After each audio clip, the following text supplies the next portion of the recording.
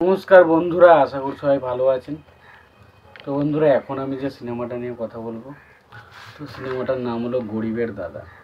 এটা 2006 সালে রিলিজ করেছিল এবং ছবিটার পরিচালক হিসেবে কাজ করেছিলেন শাহাদাত হোসেন লিটন এবং ছবিটার গল্পেরও কাজ করেছেন শাহাদাত হোসেন লিটন। ছবিতে অভিনয় করেছিলেন মান্না, পপি, মেহেদি দলুই, আফজল শরীফ সহ আর অনেকে।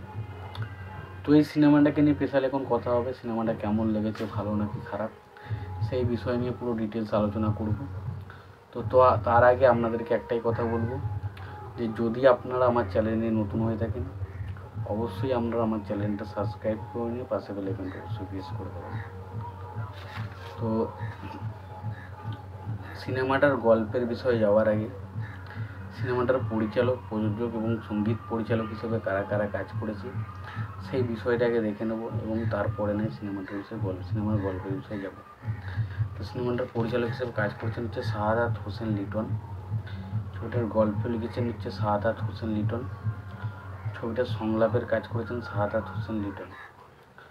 ছবিটার প্রযোজনার কাজ করেছেন SM ফিল্মস ইন্টারন্যাশনাল। ছবিটার পরিবেশক হিসেবে কাজ করেছেন SM ফিল্ম ইন্টারন্যাশনাল। ছবিটার লিরিক্সের যদি কথা বলি, ছবিটার লিরিক্সের কাজ করেছেন কবির বকুল। ছবির সঙ্গীত পরিচালক হিসেবে কাজ করেছেন ইমন সাহা। ছবিটার চিত্রনাট্যের কাজ করেছেন শাহাদাত হোসেন লিটন। ছবিতে অভিনয় করেছেন মান্না, পপি, মেহেদি দলুই, বিজয় খান, নাসরিন,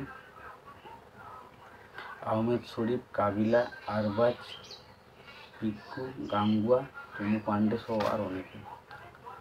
এবার আছে সিনেমাটার গল্পটা। এই সিনেমার গল্পটা হচ্ছে একটা সমাজের একটা দুর্নীতিকে নিয়ে সিনেমাটা তৈরি হয়েছে, যেখানে আমরা দেখতে পাই আফজল শরীফের ক্যারেক্টারটা, সে প্রচণ্ড ক্ষমতাশালী এবং বিত্তশালী একজন ব্যক্তি এবং তারই সুযোগ নিয়ে সেই গ্রামে থাকা বিভিন্ন মানুষদের বিভিন্ন রকম সুযোগ সুবিধা থেকে বঞ্চিত করতে থাকে এবং বিভিন্ন রকমভাবে তার উপর অত্যাচার চালায়।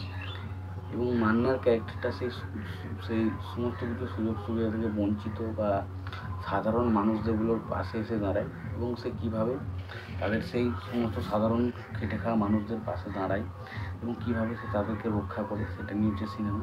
সেটার নাম হচ্ছে গরিবের দাদা। খুবই ভালো সিনেমার অ্যাকশন কোরিওগ্রাফগুলো খুব ভালো।